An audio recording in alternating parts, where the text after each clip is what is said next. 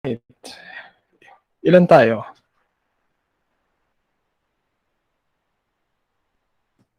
Do I start or?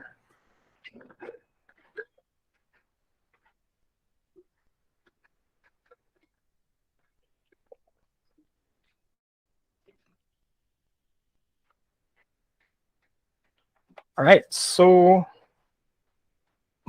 good afternoon, guys. Glad to see you guys here. Let me just reset this.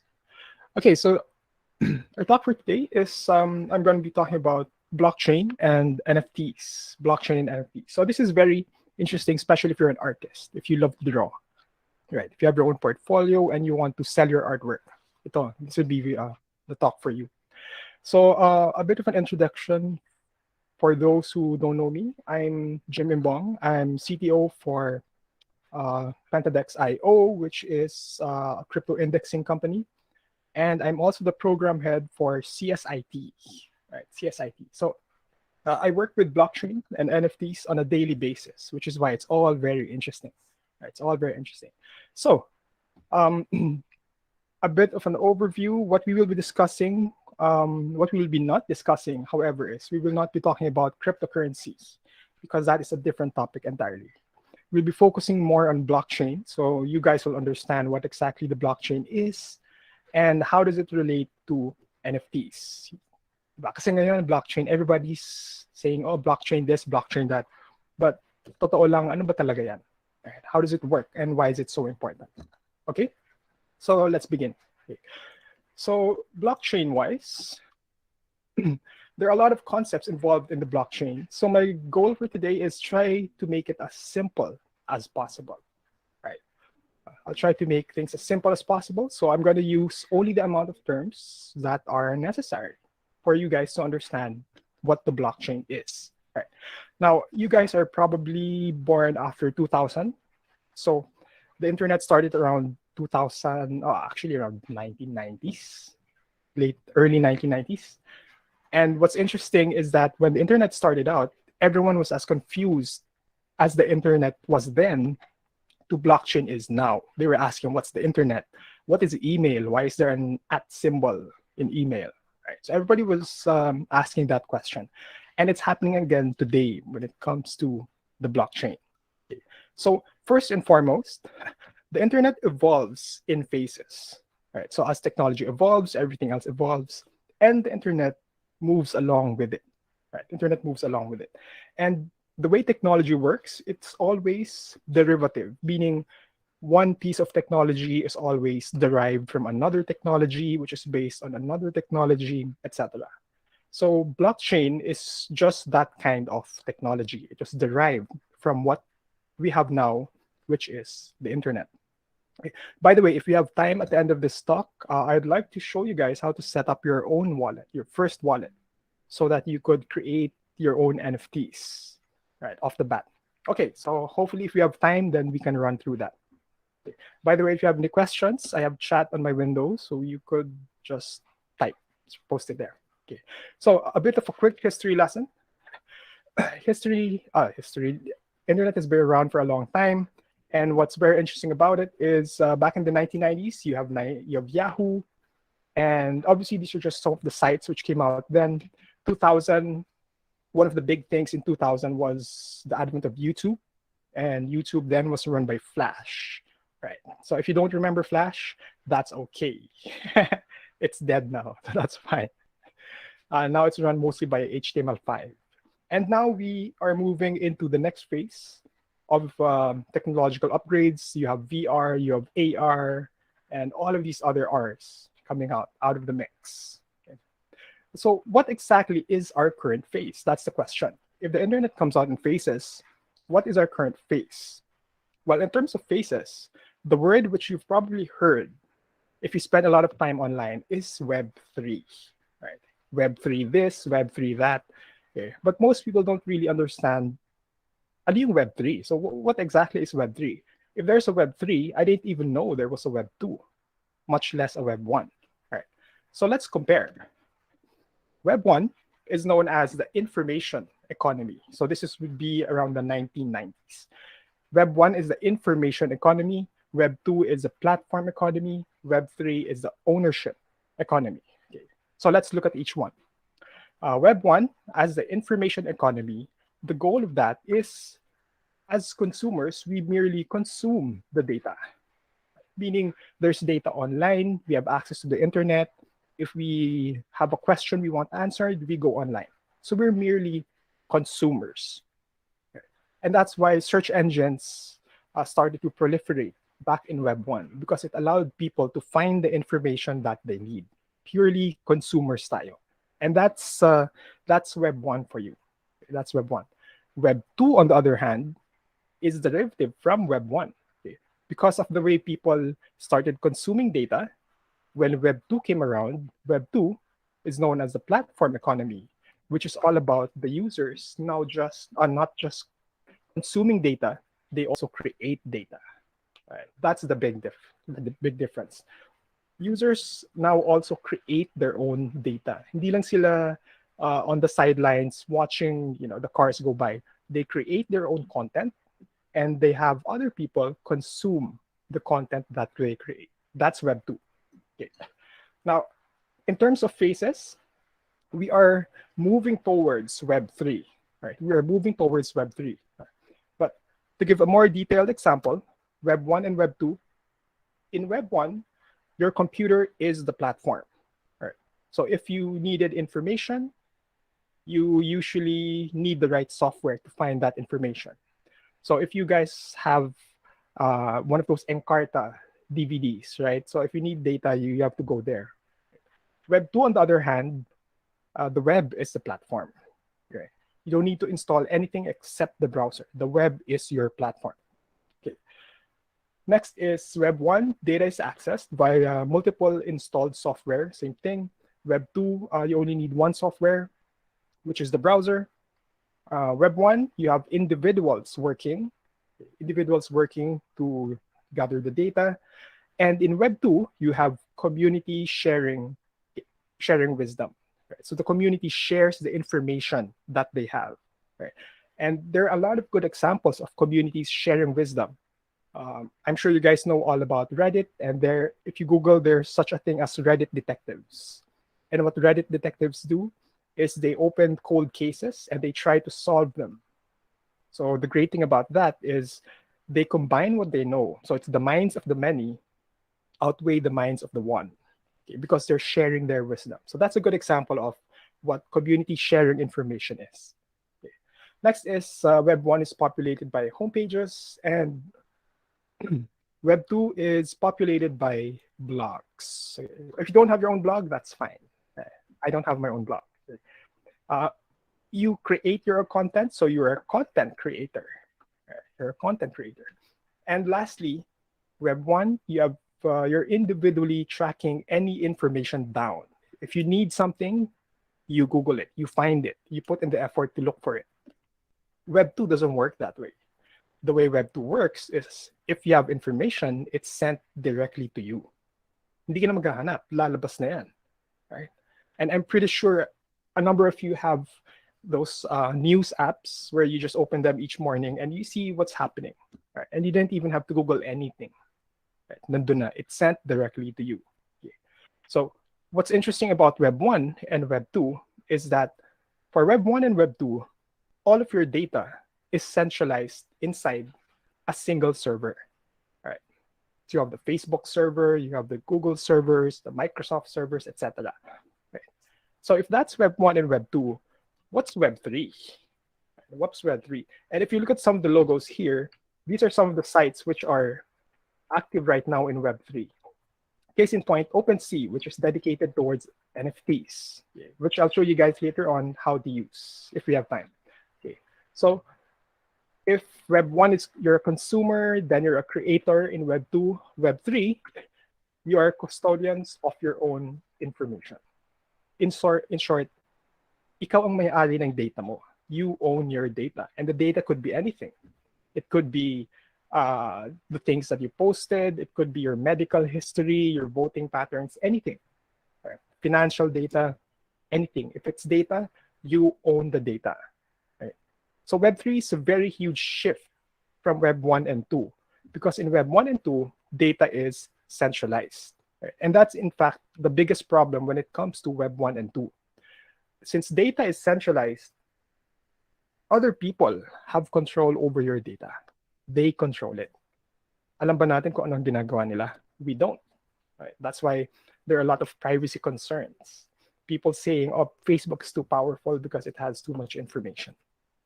That's not Facebook's fault. That's your fault because you willingly placed in your data.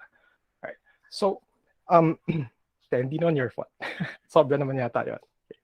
So all in all, Web 3 is the shift from having others control your data to how you controlling your own data and only giving access to people who you think need access to your data. Okay. So take, for example, let's say you go to the hospital, you meet with the doctor, and when you meet with the doctor, you show that doctor your medical information, right? So they use it. If you change doctors, their old doctor immediately will not have access to your medical data. Only your new doctor will have access because that's what you want. You have complete control over your data, right? So that's the big problem with 1 and 2.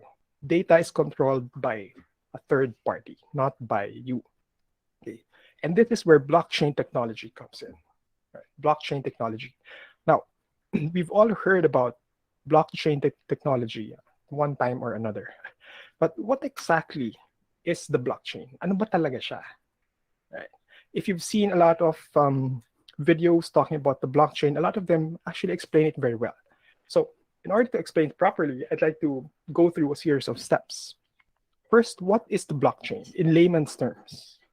The blockchain is nothing more than a ledger. That's all it is.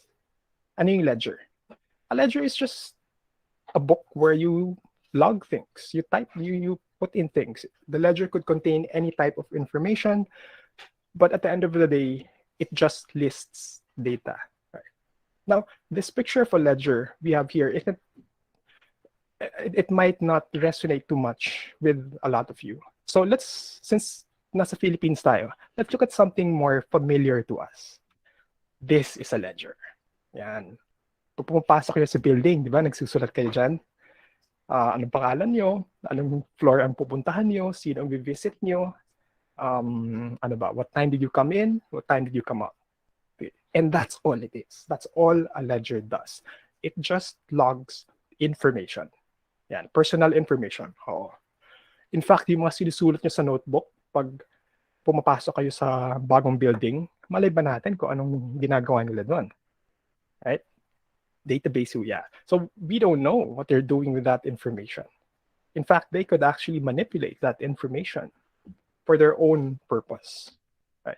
So the blockchain is nothing more than a ledger. That's the layman explanation of what the blockchain is. So if you remove all the technology around it, it's nothing more than a computer listing things down, right? And so ledgers can keep track of who comes in the building, which is what we know the ledger is about.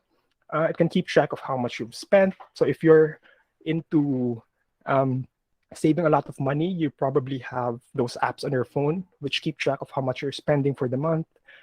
For teachers, keep tracks of your grades, how many items you have left in stock, what ingredients are in the recipe, how many votes a person got. Ito lahat. All of this is something a ledger can do. It just lists it down. Yun lang. So nothing fancy. In fact, there's nothing really surprising about it. It just lists data down. And blockchain as a ledger lists so much data, sobrang daming data and all sorts of data that I prefer to look at as the one ledger to rule them all. Yeah. The one ledger of all ledgers. Nandyan lahat ng data. Okay. So to look more into this, I want to give a scenario which you guys are probably familiar with. In order to properly explain, it's always better to give an example that you guys know about. So let's say you are eating out with your friends. Right? There are three of you. You guys are eating out, and let's just give them some names. There's Bea, there's Abe, there's Bea, and there's Cal. Right? So three friends. They're going out to have dinner. Right? So Abe, Bea, and Cal going out to have dinner. And Cal says, "Hey, it's my birthday. Lilibre ko kayo lahat." Okay, sige, libre. Siyempre, tuwang-tuwa si Abe and Bea kasi libre lahat. So Cal is gonna pay for the bill. Right? But there's a problem. The problem is that the restaurant only accepts cash. Diba? I mean, hindi na tayo masyadong nagdadala ng cash. So credit card lang dala niya. Hindi niya alam. So okay, sige. So sabi ni Cal, pwede bang manghiram ako ng pera sa inyo? I'll just borrow money for now and then I'll pay you back. Right? Okay, sige. Abe and Bea are gonna get paid back naman. Yeah. So what Abe does is he brings out a ledger. I don't know why he has a ledger. Basta may dala siyang ledger. And he said, oh, sige, sige. Para hindi natin makalimutan, susulat natin kung magkano binigay natin kay Cal. Tapos, at the end of the day, we can just settle accounts. All right? Sige. So to start off, the first line on the ledger would be how much cash they have. Okay, so Abe has, let's say, 200 pesos. Bea has 200 and Cal has 0. Right? Kasi credit card lang dala niya. Okay. So in order to pay for the dinner, Abe gives Cal 150 pesos. Okay. So Abe writes that down. Bea gives Cal also 150 pesos. So that's also added to the ledger. And then Cal pays the bill. All right, Cal pays the bill. So at the end of the day, after eating, Cal goes to the ATM, gets some cash, and settles accounts. Cal pays Abe 150, and Cal pays Bea 150. All right. And the amount of 150 was taken from the ledger. So Cal took a look at the ledger and checked, magkano ba binigay mo sa akin? Oh, Abe 150, oh, ito sa'yo. Bea 150, oh, ito sa'yo. Right. Now, of course, you might think, dalawa lang naman sila. Hindi naman kailangan isulat sa ledger yan. Of course, we're trying to keep it as simple as possible. We're trying to keep it as simple as possible. So everyone's happy. Everyone's full. Everyone's happy. Okay. But the world doesn't work that way. Right? Nothing is really perfect. So allow me to show you another scenario, another possible scenario. So Abe, Bea, and Cal eat out. Cal wants to pay for the bill. So first thing they write is Abe has 200, Bea has 200, and Cal has 0. Right? Since manghihiram siya. So same as before, Abe gives Cal 150, Bea gives Cal 150. Yes. Yes, good. Tama, tama. So at the end of having dinner, they have their drinks. Cal pays for everything. And here's the thing. Abe has the ledger. Yeah, so tama si Robert. Abe has the ledger. He's the only one who has the ledger. So while Cal is paying for the bill, remember, Cal still has the money, which came from Abe and Bea. While Cal is paying for the bill, Abe, since he's holding the ledger, suddenly changes 150 to 160. Malapit lang naman ang 5 sa 6 eh. Kung handwritten yan, baka nga magkamali yan eh. The 5 could look like a 6. So that's what Abe did. Pinalitan niya yung 150, ginawa niya yung 160. Right? And nobody knows because siya lang ang may ledger. Siya lang ang may ledger. So after going to the ATM, Cal starts to pay Abe and Bea. Cal takes a look at the ledger, and what does he see? Cal pays Abe 160. Yan. Oo, si Abe, na parang may, wala yata siyang pang jeep eh. Magkano ba jeep ngayon? So Cal pays Abe 160. When in truth, Abe really just gave 150. So kumita pa siya ng 10 pesos. Oh, actually, hindi nga kita eh. Nagnakaw siya ng 10 pesos. So ano yung problema dito? The problem here is that only Abe has the ledger. Right? So the best thing to go about this is, bakit si Abe lang ledger? In order to ensure that data isn't changed, let's give everyone a ledger. Lahat may ledger. Right? Everyone has a ledger. So what goes into each ledger? Each ledger, all 3 ledgers will have the same amount of data. Abe says he gave 150. For Bea, it will also say that Abe gave 150. For Cal, it will also say that Abe gave 150. When it comes to settling accounts, they check the ledgers. Right? They check the ledgers. Kung nakita nila that, uy, si Abe, 160 nakasulat. Pero sabi ni Cal, 150 lang nakasulat sa akin eh. Si Bea din, 150 lang nakasulat sa akin eh. Pag ganon, then it's all about majority. Right? So what's majority? 2/1, right? Bea and Cal say it's 150. So in the end, Cal only pays 150. So it's like a security measure. Instead of having one ledger, every user has a ledger, right? But we don't call them users, of course. How does this relate to the blockchain? Blockchain-wise, the ledger is stored in what we call a node. And the node is nothing more than a computer. That's all it is. Nothing fancy. It might not even be a server. It's just a computer. In fact, kayo, kung may mga extra laptop kayo, pwede nyong i-download yung software and turn that laptop into a node for the blockchain. Right? So of course, you have to keep it online 24/7, but it's a node. And what happens inside a node is that every single node connected to the blockchain has all the data which all the nodes have from the beginning of time. That's what the blockchain is.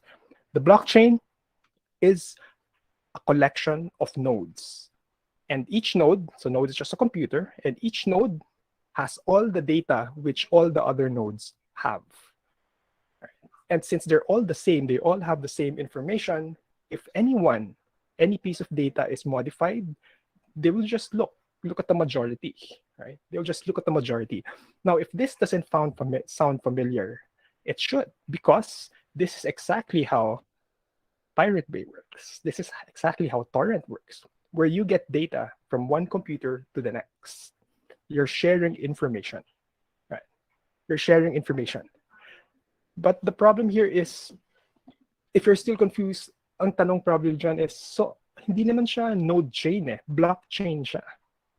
Right? I mean, if they called it the node chain, it would make sense, but it's not called the node chain, it's called the blockchain. So what are blocks? Right? What are blocks, essentially? So a transaction in this case would be Abe gives Cal 150. That's one transaction. So you have several transactions, and you merge those transactions together along with another piece of information, which is the hash of a previous block. Okay. We'll get to the last part, hash of a previous block. For now, let's just assume it's a hash. A hash is nothing more than a fingerprint. Right? So transactions are merged into blocks. Right? Think of it as if you're going to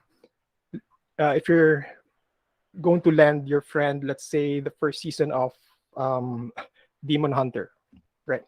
You don't give it to them per episode, you give to them per season. Bigay niyo mo na lahat. Right? So you combine it in one go. Okay? And that's what a block is. A block is nothing more than multiple transactions placed into one.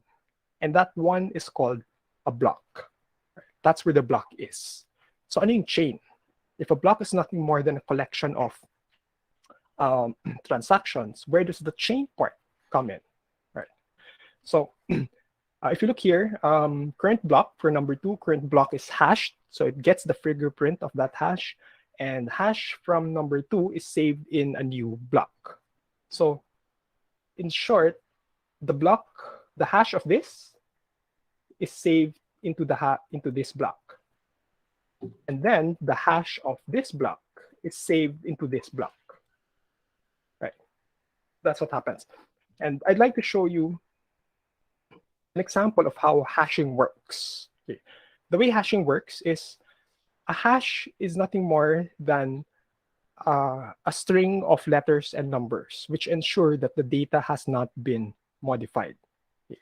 So I have here a message. I have 2 files open here. I have message and I have message hash. Okay. So to speed things up, I hashed the message, and the message is, it's time to eat, grandma. Right. I hashed it beforehand just to speed things up. And since a hash identifies that data has not been modified, let's check the hash. Let's see if this hash is a valid hash for this message. I have here, so don't mind the code.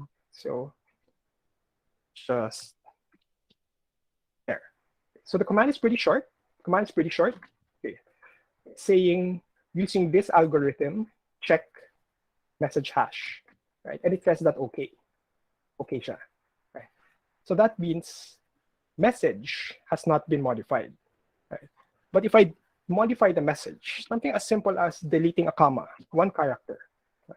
So even the message changes, the message itself changes. If I hash this again, failed siya. Okay? And when that happens, we immediately know, something's wrong with that, right? That is not correct, right? Something has been modified. And in fact, if you love to pirate software, if you go to the original creators of the software, some of them actually release the hash of the software so that you can compare if it's the real software. Right? And what software developers do is they usually compare the hash. But if you download it through BitTorrent, most likely they're not the same. So ibig sabihin nun, they modified something. They changed something you don't know about. So that's why you have to be careful about software that you download. Lalo na kung Windows yan. Right? Lalo na kung Windows. So you just gotta be careful about that. Okay. So hashing wise, I put this back. Balik natin yung comma. Okay, so grandma is safe again. Let's hash it again, and it's okay. Right. So that's all a hash is. It just checks the integrity of the data. It does nothing fancy. It does nothing very high tech. It's just a mathematical equation that checks if one thing is exactly what it is from the day it was created. Yeah, no modifications. So blockchain-wise, this is the simplest way to explain how the blockchain works. You have data. This block is hashed. They hash this data. So same as our original example. And the hash is long, but we're just taking the first 4 characters here for brevity.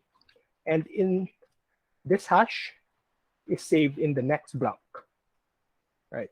And this next block, you can see here that the hash is here, see? Same hash yan. And when this is hashed, that data is saved in the next block. So may bagong transaction. And you can see here, the hash is the same, right? So this is where the chain part comes in. Because if you can find one block, that means you can identify the previous block. And if you can find that block, you can identify the block before that. And it just goes on and on and on, right? So that's what makes it a chain. Right? So blockchain is quite literally a series of blocks connected to one another. That's all it is. And the transactions could be anything.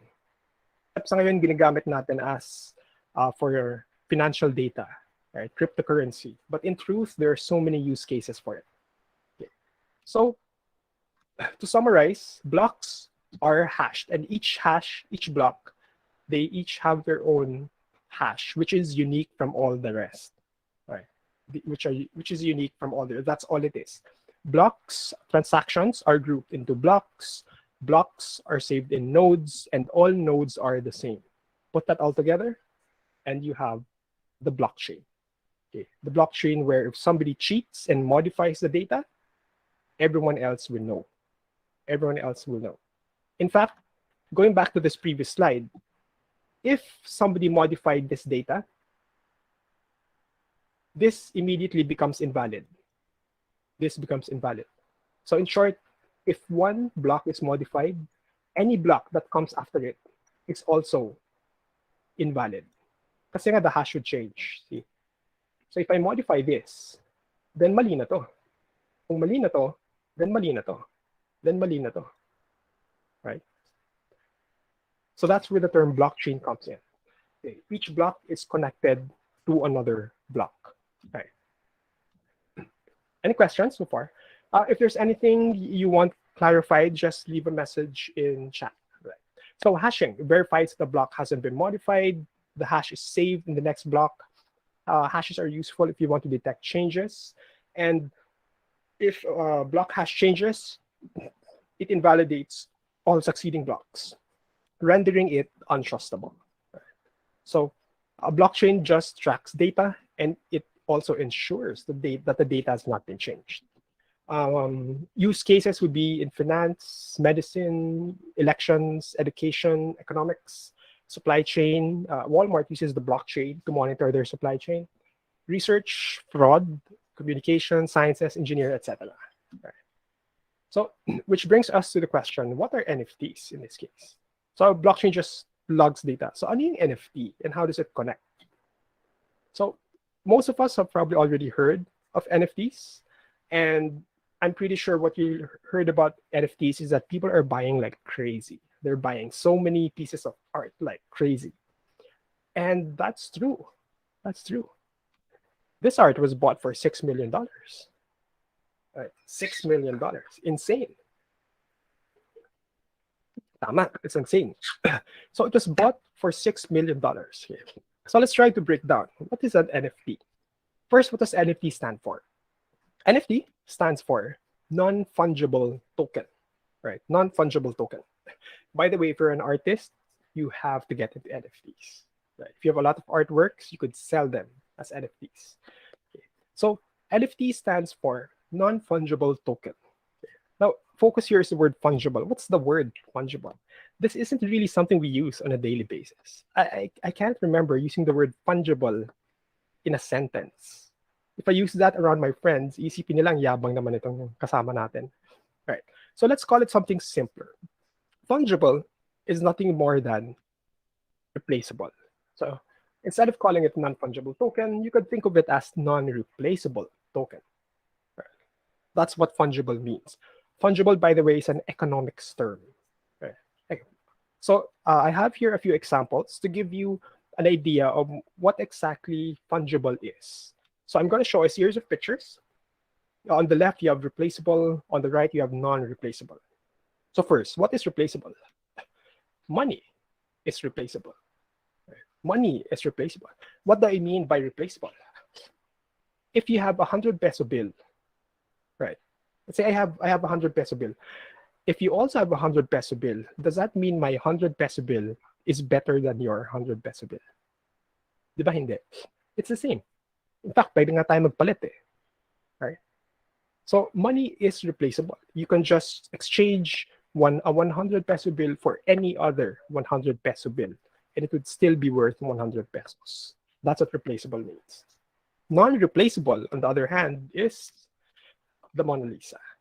There's only one. You cannot exchange this for anything else. It is unique, right? It is unique. Okay. Another example, iPhone. An iPhone is replaceable. If you buy a new iPhone and let's say you want the white one, like this one, so you want the white one, when they give you the box, you don't care which white one it is as long as it's white.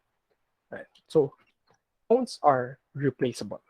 Right? A brand new phone is replaceable. You don't care which type is it as long as it's white and it's an iPhone. Right? Non-replaceable, crown jewels. This is non-replaceable. Okay. How about this? A sack of rice. If you go to the grocery, you probably bought a sack of rice. When you buy a sack of rice, one sack of rice is just the same as the other sack of rice, right? I mean, if it's the same brand, then it's just the same. It doesn't It's my matter favorite rice. which one exactly. They are all the same.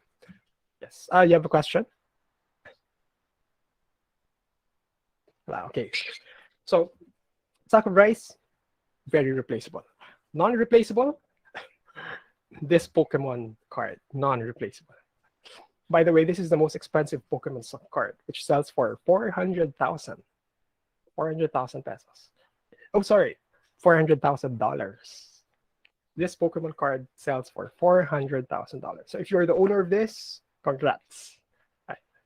So fungible is my 100 peso bill. It's the same as yours. New phone is replaceable. Any item in the grocery is replaceable.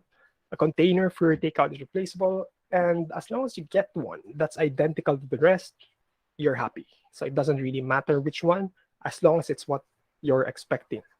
Okay. So that is fungible. Okay. Non-fungible, there's a limited supply. It is undivisible. Right? You cannot buy half a Mona Lisa. Hati mo sa dalawa. You buy the whole thing. Right? So your favorite shirt is non-fungible. Your private journal is non-fungible. Your childhood toy is non-fungible. Right? So the important thing to take from this is I use the word your here a lot because it's really relative. Right? It's really relative. What could be non-fungible to you could be non-fungible to other people. That's why they probably ask, why did they pay so much money for that? It's just a picture, right? But it has meaning to the person who bought it, right? Now, again, if this sounds familiar, that's because it's nothing more than an art gallery. That's what art galleries are, right? So art is bought and sold, and the people who buy it find value in it. That's why they buy it. And they buy it at such high amounts because they really want to get it. They want to be the one with the most money to get it.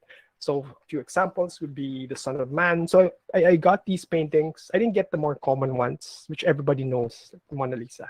So I want to show you other pieces of art.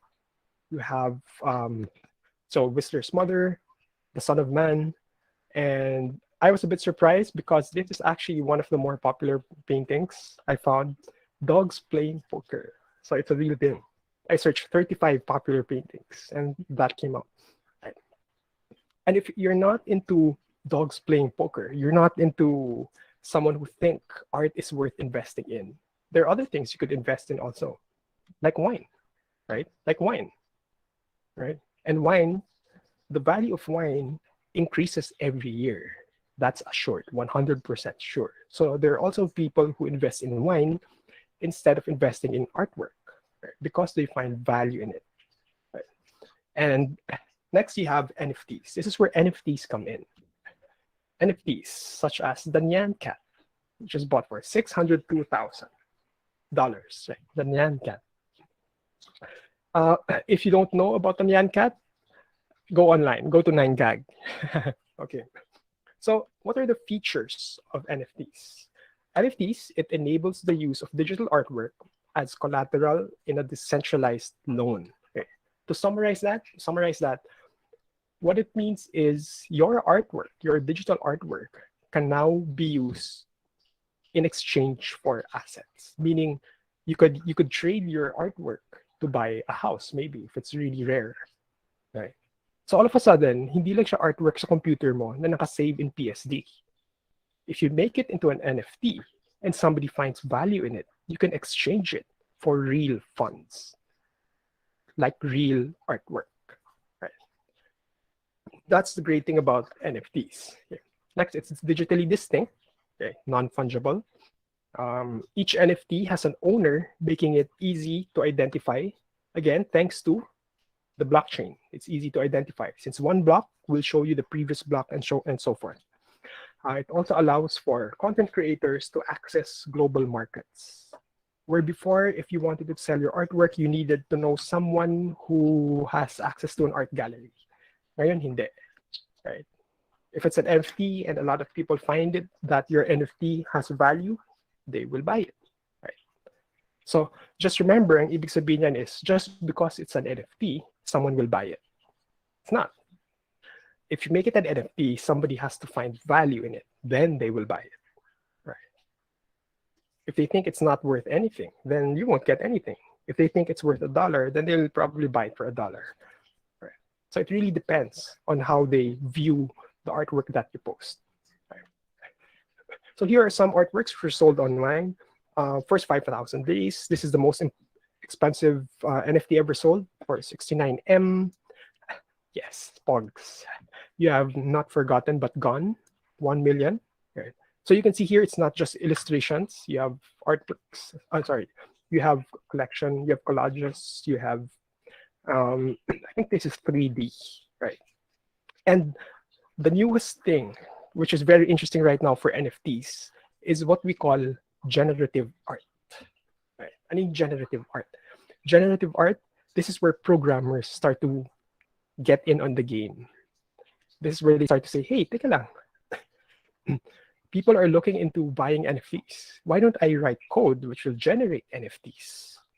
Yan. So generative art is all about creating all the layers and then using a program to combine those layers, those different layers, to create an artwork. Right? That's why they usually look the same. Iba-iba lang yung, let's say, kulay, or iba yung isa may sombrero, isa wala. Right? So for generative art, a programmer who can create generative art can usually create anywhere from, I don't know, 10 artworks to 10,000 artworks just by writing the code. Right? Of course, you have to create the PSD files for that. Tapos siya na bahala, mix and match yan. Yan, mix and match. So generative art meets NFTs. In fact, I'm setting up an NFT site sometime in the next few months. Since my sister wants to set up an NFT site. So, syempre, lapit siya sa akin. Sige, I'll create you an NFT site. Just buy me Starbucks or something. Like that. From scratch. Starting niya, no? Okay. So, how are NFTs and blockchains related? NFTs are not cryptocurrency. That's the first thing to know. Because NFTs are non-fungible. Cryptocurrency is fungible. Right? One token is the same as another token. One Bitcoin is the same as another one Bitcoin. So NFTs are not cryptocurrency, but they can be exchanged for cryptocurrency, depending on the value of that NFT. Authenticity is formed through the blockchain, and NFTs can represent real-world items. So you can sell your car as an NFT, and if they buy the NFT, they can get the car, the real car. So pwede yan. Tokenizing these representations allows them to be bought and sold like an asset. Again, this is the core of NFTs. Suddenly, it's not just an artwork, it becomes an asset. Anything that's an asset means that you can trade it for something else. Now, most NFTs use the Ethereum network. If you're not familiar with Ethereum, Ethereum is a token similar to Bitcoin. Right? So you have the Bitcoin network and you have the Ethereum network. Technically, from a developer standpoint, you can create an NFT on any network, and there are thousands of networks. Right? The most used just happens to be Ethereum. Right? So yun lang ginagamit. But you could create an NFT site on any network. Kayo bahala. So if you have a developer, if you know a developer, sabihin mo, mag-blockchain ka, gawa tayong NFT site. Okay, sige. Malamang Ethereum network ang target niya since it's the most popular. Right. By the way, I got this question before. They asked, sir, how many coins are there? Right. Everybody knows Bitcoin, BTC. But how many coins exactly are there? There are actually a lot. There are like 10,000 coins. BTC lang pinasikat or more. Right? Hire Dorothy. Hire niyo si Dorothy, yung galing yan. Okay. So to close, blockchain and NFTs work as one because the NFT is authenticated by the blockchain. So you can download the picture. These are what people are saying. JPEG lang yan, download ko yan. Nasa computer ko na. Oo, but it's not the original one. Para kang bumili ng poster ng Mona Lisa. It's a poster. It's not the real one. And people will buy the real one. That's the idea. And how do they confirm that it is the real one? Because it's written on the blockchain. That's how they confirm. It's authenticated by the blockchain. They cannot change it because if they change it, the hash changes and it invalidates all the data after it. So they will know this is fake. This data is fake. This data is not fake. Right? So in short, as a user, we control our own data with the blockchain. Right? So please continue to support artists. And thank you very much. And it looks like we have time. If you have any questions, just post it in chat. What I'll do is I'll show you guys, for those who are interested in creating their own wallet so that you can start selling NFTs. I think we still have a few minutes. So I'll show you how to create one from scratch. Right. So I have here my Chrome browser. Can you see it? Kita niyo ba? Yes, yes, yes, yes. All right. Sige. So I have my Chrome browser. And what you need is you need to install MetaMask. So MetaMask is just software. Okay, software. And there are lots of other softwares. This just happens to be the most popular. So this is what most people use. This is what I use. This is what the office uses. Okay. So install MetaMask. It is nothing more than an extension. So let's install it here. So add to Chrome, add extension. So if you want to sell NFTs, you first need to have a wallet. So that's what MetaMask will help us take. We'll create a wallet. By the way, a lot of people think about when it comes to transferring funds, transferring cryptocurrency, people are more used to how it happens in the real world, where if you do a bank transfer from one bank to the next, say from BDO to Security Bank, we always assume that at the end of the day, the bank literally transfers the money, right? On the blockchain, it doesn't work that way. The money's still there. There's just a record which says this amount of money was transferred. But was it really transferred physically? Wala. It's just a record, right? That's all it is. How will you know that you're investing to a good NFT? That's up to you. Right? Only you will know, right? Because it's value. It's value-based. Right? If you bought it and then you thought, ay, parang I shouldn't have bought it. Wala na, binili mo na eh. Right? You have to sell it. Right? So here I have MetaMask. So I like the graphics they have here. It follows the mouse. So let's get started creating our first wallet. So just click on Get Started. Now you're given two options here. If you have an existing wallet, then you just use this. But let's assume we don't have. So let's set one up from scratch. So we're going to do this. Create a new wallet. Help us improve. I agree. And let's type a password. Okay. Okay, so I'll just type a random password here. And I agree. Continue.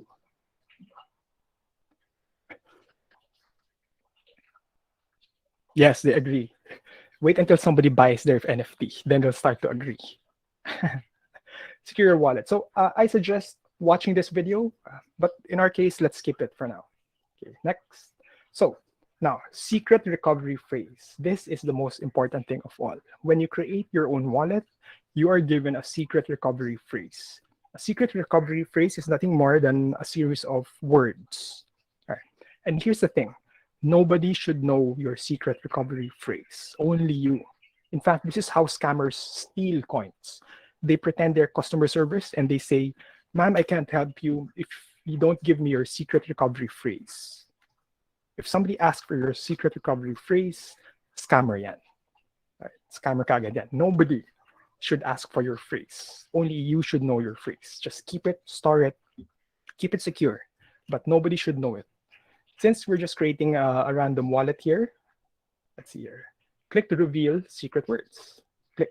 So this is my secret recovery phrase. Okay. Now, for those watching, do not use this wallet. You already know the words. Do not use this wallet. It's just for testing purposes. So what I'm going to do is I'm going to copy this. Copy this.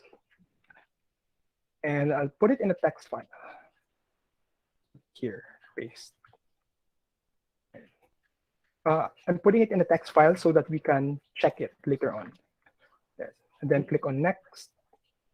There. So MetaMask will ask us to confirm if we really know our secret recovery phrase. So let's check. It's decrease. Where's decrease? Decrease, mask, awesome, park, coral, chimney, coral chimney, cinnamon, mix garlic, cinnamon, mix garlic, and erupt toddler. Ay, kulang yata tayo eh. I think we missed one. Ulitin natin. Reset, reset, reset. Okay. Decrease mask awesome truth. Ayan. Decrease mask awesome truth. Park coral chimney cinnamon. Park coral chimney cinnamon. Mix garlic and toddler. Mix garlic and toddler. Yeah, perfect. Okay. Congratulations, all done. Let's put this back up. All done. What's new? Okay, so you could read through this. Let's just close it. And now you have your first wallet, right? So you can have more than one wallet. So this is your first wallet. You can see here, I don't have any money. It's a new wallet. ETH is the symbol for Ethereum. Okay. So what's my wallet address? If you click here, it says click here, copy to clipboard. If I click that, and let's go here, let's just delete this. By the way, if this were a real wallet, don't delete this, store it somewhere, save it somewhere. Paste. This is my wallet. That is my wallet address. Now, if it looks familiar, that's because it's a hash, right? Everything on the blockchain is hashed. Ito yung address. If somebody says, hey, I want to send you some Bitcoin, send it to this address. Ito ang ibigay mo sa kanila, and they will send you money. Hey, I want to send you Ethereum.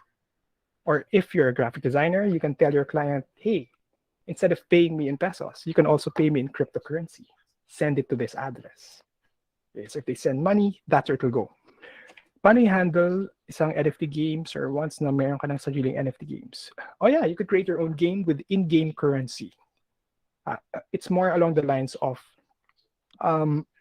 cryptocurrency, pag NFT games. Cryptocurrency, where you sell NFTs and those NFTs are given a certain amount of tokens, right? Incidentally, that's also what we're trying to do. Okay. So how do I create my first NFT? I have my wallet ready. Now let's create my account. Right. So the site we're going to go to is called OpenSea. OpenSea. So OpenSea, largest NFT marketplace. Right. OpenSea is an NFT marketplace. It is a Web3 marketplace. And you usually know it's a Web3 because in order to create an account, you don't need a username or a password. You need a wallet, right? So in our case, I click here, wallet on the top right. So here at the top right, click. Then I select MetaMask, and it opens MetaMask. So it confirms your identity through your wallet. Okay. So I've heard NFTs can have environmental effects. This is true. Question, Rosa. Environmental effects. NFTs, no. Blockchain, yes, because it uses a lot of electricity, right? It uses a lot of electricity. So if you decide to become a node, good, right? But you're going to need a computer that's on all the time. Mining takes a lot of energy, so you need a very fast computer, not just a very high CPU, but you actually need a very strong GPU because GPUs are good for making calculations. Right? So these are some of the things I skip just to keep things simple. So connect with MetaMask. This is my account. Next. Then connect account, connect. So OpenSea is connecting to my wallet. All right. So here add funds. So we don't need to add funds. Okay. Now I have an account. If I look at my profile, here it is. Walang laman. All right. And if I want to add anything, let's see. Like mode, profile, my collection. And I can create a collection and so forth. So you just have, it's just like a normal site. It's just like a normal site. And you'll find that OpenSea sometimes asks to confirm your identity several times. That's for security purposes.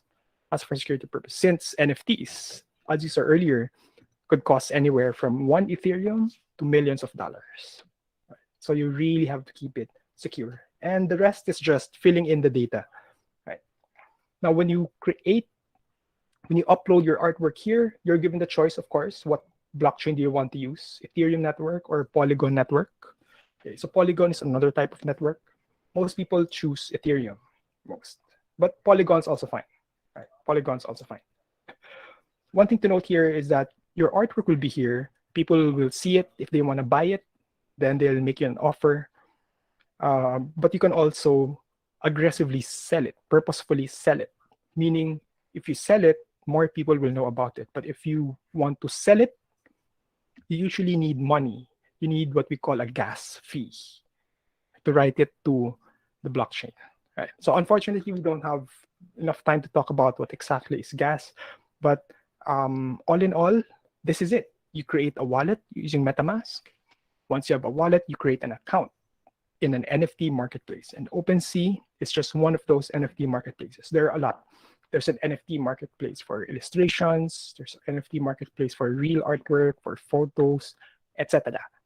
If you Google NFT marketplace, marami dyan. Marami dyan. All right.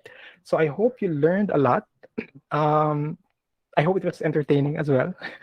So if you do want to start your own NFT collection, I would suggest OpenSea, trying out OpenSea first. All right. All right. So thank you for coming. Yeah. Any questions, anyone? All right. I guess that's it. Yeah. By the way, if you think of any other questions, I guess you could email me. Yeah. Well, I am a teacher at Mid, so you could reach me. Yeah. So yun lang. So thank you very much, everyone, and I'll see you when I see you.